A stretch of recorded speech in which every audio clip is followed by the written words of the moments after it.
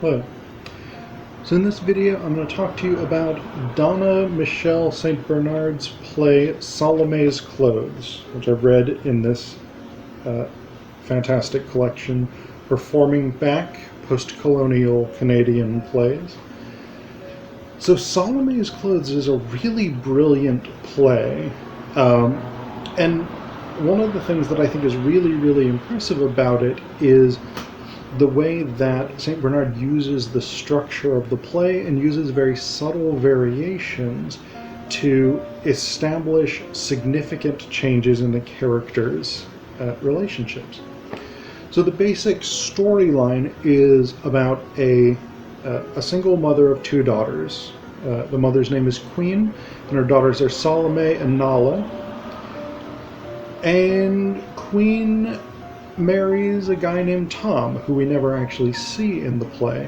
And in fairly short order, Tom starts molesting Salome. And then later on, when Salome gets a lock on her bedroom door, he transitions to molesting Nailah. So, I mean, it's definitely, it's a difficult play in terms of the content, and it's definitely a challenging play, but it's really quite brilliantly put together. And one of the big sort of central themes is the question of knowledge. So Queen's position here is very interesting because there are several points at which Salome and then Nailah try and tell Queen what's going on. And Queen, in subtle ways, sort of dismisses them or changes the subject, or in some way moves on before they have the chance to tell her what's going on. But we also get the sense that Queen does know. Because we, at several points throughout the play, Queen asserts her knowledge of what goes on under her roof. So, for instance, at one point, Salome has said that she brushed her teeth when she in fact didn't. And Queen says, "Because I saw you go upstairs and I heard your fast little feet go into my room for some of that perfume you didn't ask to use. And then I heard your hard little heels stamp their way right past the bathroom to the stairs. You think I don't know what goes on in my house?"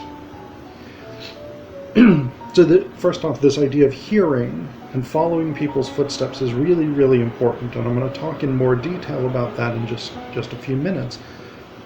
But this claim, "You think I don't know what goes on in my house?" or this question, is really central. And we get a repetition almost exactly in the last scene where Queen is now in a nursing home. This is several years later, and she believes that the nurses are stealing from her. She says, "I know more than they think. I know what's going on. I would have to be a fool not to see." So we've got these continual repetitions of this idea that Queen does know. She knows the secret. And yet, she also refuses to acknowledge the secret. She refuses to see the main problem, the main difficulty that her children are experiencing at the hands of her husband. And it's hard to know exactly why this is, but one thing I really think we have to account for with this is her worldview that she expresses in this last scene. Because when talking to the nurse, she says, thing you kids don't understand is there's no such thing as something for nothing. Everything's got a price tag, and if you aren't paying it, it's because somebody paid it for you. You hear me?" So I think this is, in a way, Queen's sort of admission of why she allowed Tom to molest her daughters. It was because that was the price that she had to pay for having Tom's stability, having his good job, living in his larger house, and things like this, all of which are material benefits that she and or the girls identify. So, I mean, it's clear that from a material perspective, they do better living with Tom, but the price that none of them can acknowledge paying is his sexual violence against the children, against these daughters, teenage daughters. And so that's really this idea of sort of willful blindness is really central to the play. And the idea of somebody has to pay a price is actually really central as well to the larger ideological project that St. Bernard is engaged in, because the introduction to the play talks about this, talks about Salome's clothes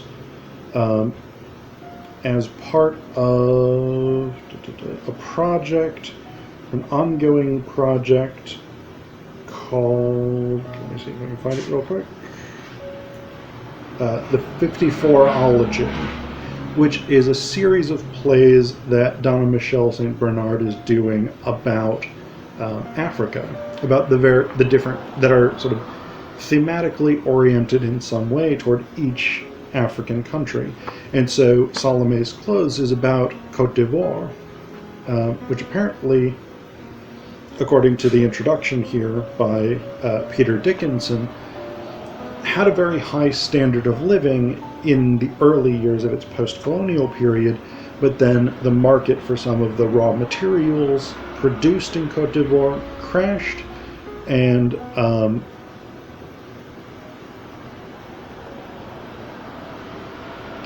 so increasingly things became difficult because of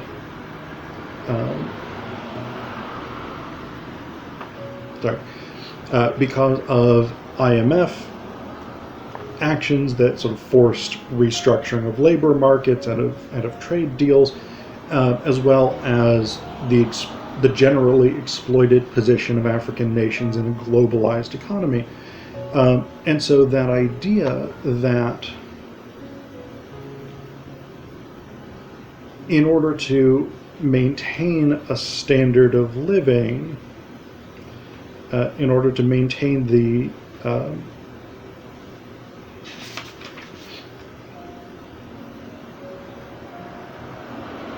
standard, in order to maintain the standard of living that the people had become accustomed to, it became increasingly necessary to finance that through debt, through allowing or through deferring payments that needed to be made, as well as through an increase in the illegal ivory trade, which is actually brought up directly in the play, because Nailah has to do a report on elephants, and Salome tells her, in parts of Africa where all the mothers have been killed off by poachers, the ones left behind are attacking and killing people for no reason.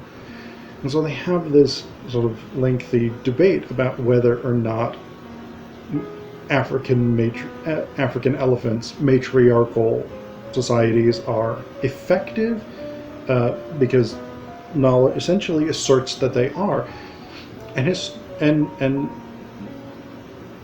there's a substantial backing for that. But as poaching has increased, it has, I mean, when you kill off mother elephants, then that destabilizes matriarchal elephant social organization. And at one point Nailah asks, who's making this happen? Salome says, people who want the ivory tusks. Nailah, what people? Salome, People who want to use the tusks for piano keys and carvings and sex, white people. So, again, we have that notion here. We have both the sense that when mothers are absent or when they in some way abdicate their responsibilities, it's detrimental to their children, but also to the larger social structure. And then we have that, again, that very specific Côte d'Ivoire reference to the expansion of the ivory trade and things like that as negative social or negative socioeconomic trends. But I want to talk about a couple of the variations that we have in Salome's clothes, because there's some really brilliant things that are done here that signal subtly but very dramatically how things shift over the course of the play. So one is the position of Tom's chair. Again, we never see Tom on stage, but he has a chair around the table where the family eats. So at the beginning of the 6th scene, the stage direction says,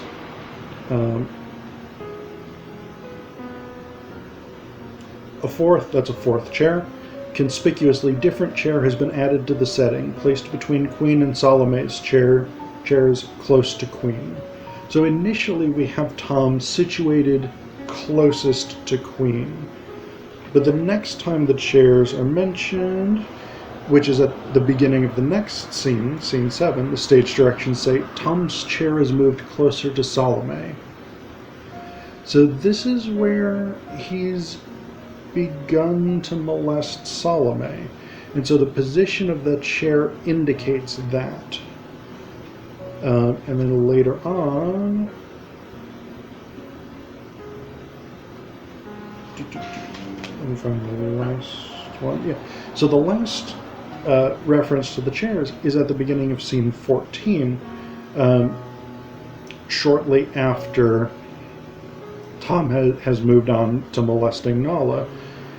And the stage direction now says, Tom's chair is moved and now stands between Queen's and Nailah's chairs, slightly closer to Nailah's. So initially Tom's chair is on one side of Queen's chair, then shifts closer to Salome's, then moves to the other side of Queen's chair and shifts closer to Nailah's. And so this is one of the visual cues that we have on stage for who he's targeting sexually. The other variation that we have that's subtly fascinating and powerful is this set of scenes titled In the Dark. We have In the Dark numbers 1 through 6 because they recur throughout the play. And basically in it, Queen is narrating the sounds of her family's footsteps around the house at night. And in the Dark 1, she's counting the steps of her daughters from the bathroom to the bathroom, then from the bathroom to the bedroom, and so on and so on. So the nightly routine of her children, she follows through the sound of their footsteps.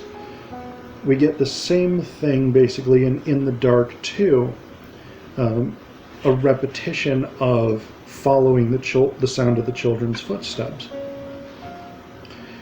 When we get to In the Dark 3, Tom has already entered the picture. So now she's following Tom's footsteps. As first he goes and gets a drink of water, and then puts the glass in the sink, goes up the stairs, checks on Nailah, and then checks on Salome. And it says, the stage directions say 3 steps, door creaks open, 2 steps, door creaks closed. And Queen says, she must be having another bad dream. Ah, Salome, such a difficult age. I wish I had Tom's patience with her. So we don't yet have a good sense of what exactly is going on, but the first signs are starting to be there, and we've got Queen rationalizing what's going on. When we get to In the Dark 4, we once again this is where we get a really good sense that Queen actually does know what's going on, because she follows Tom's steps to Salome's room, and then she coughs loudly, and this brings Tom back to bed with her.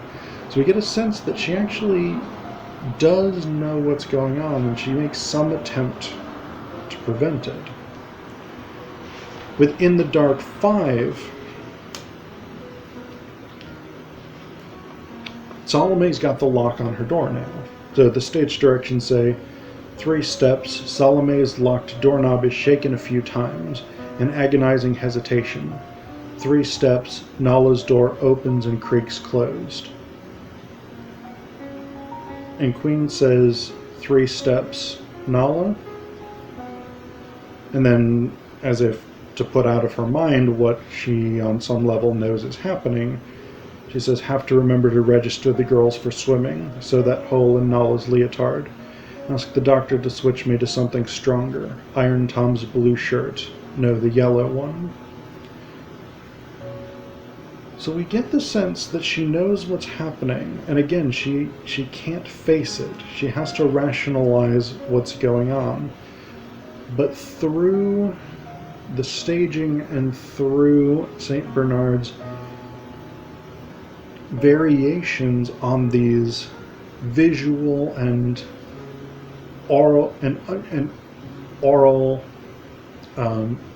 visual and heard cues, we get a really wonderfully constructed play about this horrible betrayal of trust.